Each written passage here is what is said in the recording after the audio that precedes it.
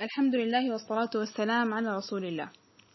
ظهر فيديو متداول لمواطنة سودانية مسلمة اسمها إحسان أحمد آدم عبد الله. طبعا هذا اسمها، هي يعني أبرزت البطاقة الشخصية لها وقالت هذا مستند لي يثبت الهوية. طيب، ما هي القصة؟ القصة أن إحسان فتاة شابة، فقدم لخطبتها رجل. هذا الرجل هي رأت فيه الكفاءة وأنه مثال للرجل المتميز الذي تراه زوجا مناسبا لها، فقدمته لأهلها كزوج، وأهل إحسان رفضوا أن يزوجوها لهذا الشخص. فماذا فعلت إحسان؟ إحسان لجأت إلى المحكمة مع ذلك الرجل، وعقدت على نفسها أو عقدت لنفسها من ذلك الرجل عن طريق المحكمة، واستخرجت قسيمة للزواج. المهم، إحسان أرسلت الورقة دي القسيمة إلى أهلها، فأهلها اعتبروا أن ذلك الأمر أو هذا الزواج غير صحيح، وطبعا البنت خرجت من بيت أهلها، فأعلنوا أن ابنتهم مخطوفة. فهنا إحسان ظهرت في هذا الفيديو الذي صورت فيه نفسها في الشارع العام، تصور سيلفي، تثبت للناس أنها غير مخطوفة، وتقول لكل إنسان بيقول أنا مخطوفة فأنا ما مخطوفة. طب، هذا الشق الأول من الموضوع. الشق الثاني أن إحسان ترى أن هذا الفعل الذي فعلته هي من الزواج برجل بدون إذن وليها أنه زواج صحيح لا غبار فيه، وتستدل وتقول، بتقول هي بالدارجي: بحب أقول لأي زول بيشوف إنه أو بيقول إنه زواج البكر من غير إذن وليها إنه ده زواج ما صحيح أو فيه خطأ، بحب أقول له إنه إحنا عندنا مذاهب 4 معتمدة. يعني هي الآن بتستدل على إنه فعل هذا شرعي، عشان كده مثل هذه المرأة يجب أن يرد عليها. طيب، بتقول إحنا عندنا 4 مذاهب، من بينهم يا جماعة مذهب أبو حنفي. ده كلامه. أنا شخصيا ما بعرف مذهب أبو حنفي. بعرف أبو حنفي في نادي اسمه أبو حنفي في درمان، لكن مذهب أبو حنفي ده جديد ما في. يمكن سبق لسان، لا ما سبق لسان، لأنها كررت مرتين أبو حنفي. تمام. فأول شيء أعرف أنطقي اسم المذهب واسم الإمام صحيح. ده مذهب اسمه مذهب أبي حنيفة، الإمام أبو حنيفة أولا.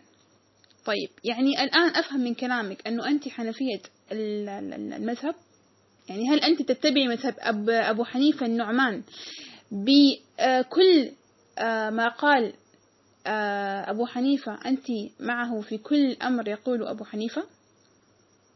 طيب، أبو حنيفة النعمان يرى وجوب تغطية المرأة لوجهها. ما رأيك الآن في مذهب أبي حنيفة؟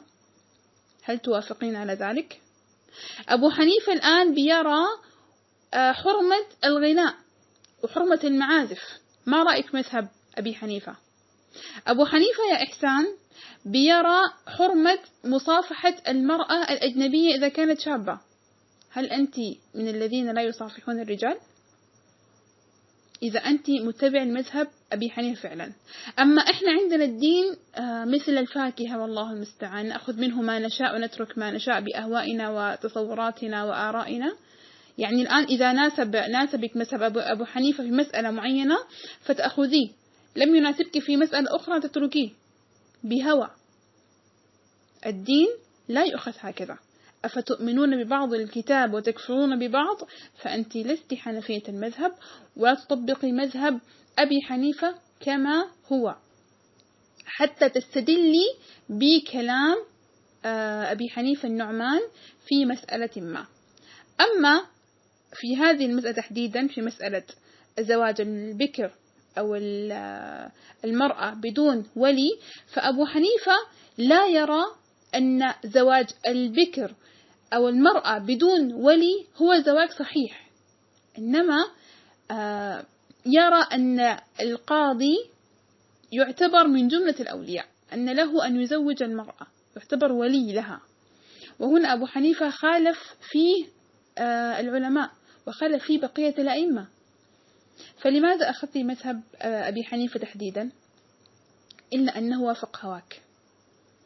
فهنا معروف أن أقوال الأئمة ليست حجة، فكل يؤخذ من قوله ويرد. عندك حديث صحيح صريح عن النبي عليه الصلاة والسلام يقول: أيما امرأة نكحت نفسها من غير ولي فنكاحها باطل باطل باطل. تتركي الحديث لقول أبي حنيفة النعمان أم لهوى في نفسك؟ النبي عليه الصلاة والسلام يقول: لا نكاح إلا بولي. كيف نرد أقوال النبي عليه الصلاة والسلام لقول أي أحد؟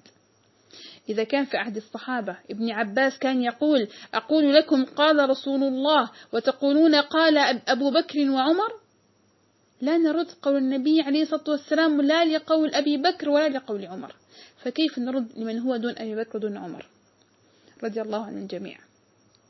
فأبو حنيفة هنا أخطأ في هذه المسألة، وأبو حنيفة نلتمس له العذر، قد يكون لم يبلغه الحديث.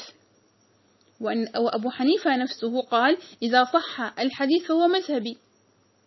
يعني الأقوال الأئمة قد يخطئ في بعضها، قد يخطئ العالم. وقول أعلام الهدى لا يعمل بقولنا بدون نص يقبل فيه دليل الأخذ بالحديث، وذاك في القديم والحديث. قال أبو حنيفة الإمام: لا ينبغي لمن له إسلام أخذ بأقوالي حتى تعرض على الكتاب والحديث المرتضى.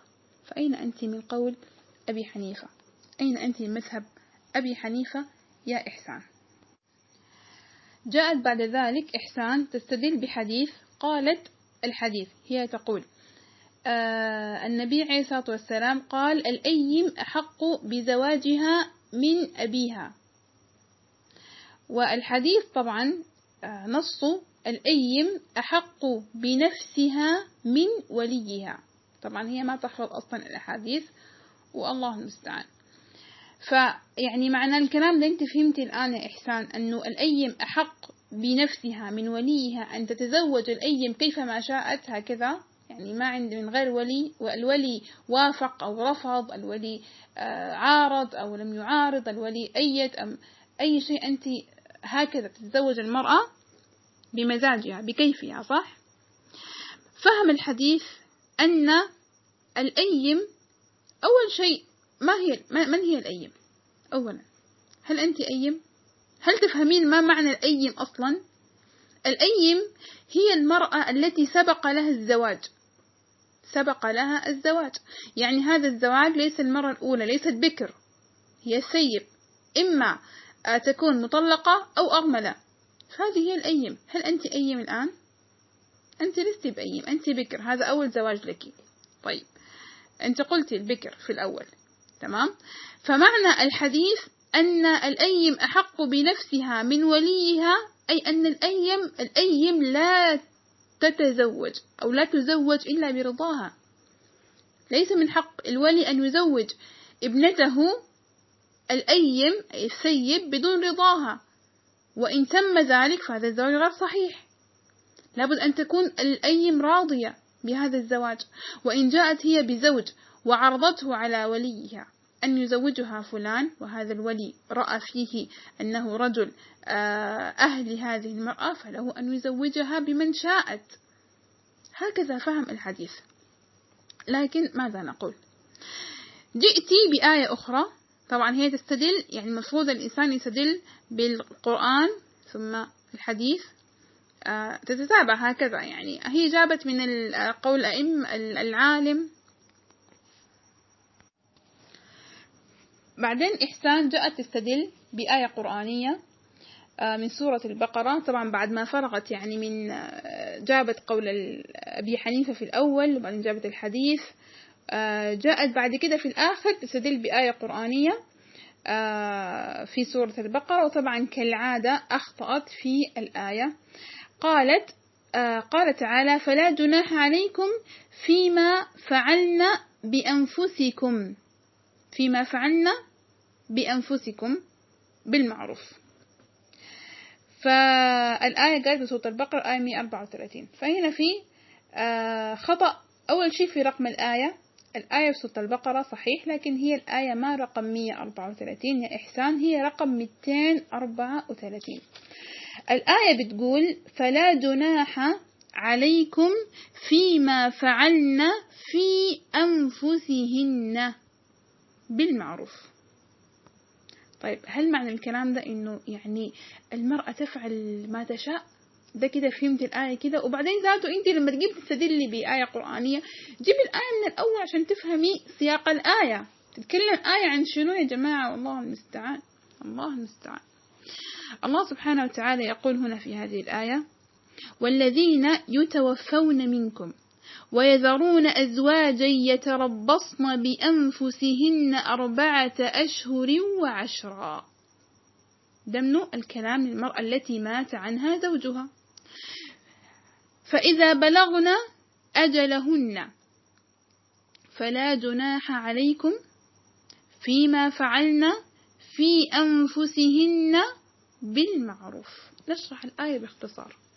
امرأة توفي عنها زوجها، ماذا تفعل هذه المرأة؟ عليها شنو؟ العدة، تعتد وجوبا 4 أشهر و10. تمام؟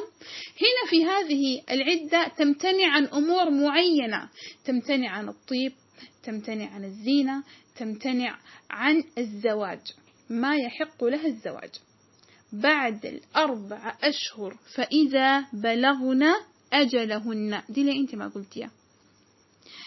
ليه ما جبت الآية من بدايتها؟ بتاخدي على هواك، تختاري اللي انت عايزاه واللي انت ما عايزاه بتسيبيه، والله المستعان. فلا جناح عليكم، فإذا بلغن أجلهن فلا جناح عليكم فيما فعلن في أنفسهن بالمعروف. بعدين المرأة تفعل ما تشاء بالمعروف. هل انت فعلتي الآن معروف؟ هل انت عملتيه ودا تطلعي من غير إذن أهلك وتمشي تتزوجي رجل بدون إذن ولي وبدون ولي أصلا، من غير ما يعقد لك ولي؟ هل هذا هو معروف؟ اتق الله، والله المستعان. هل هذا معروف؟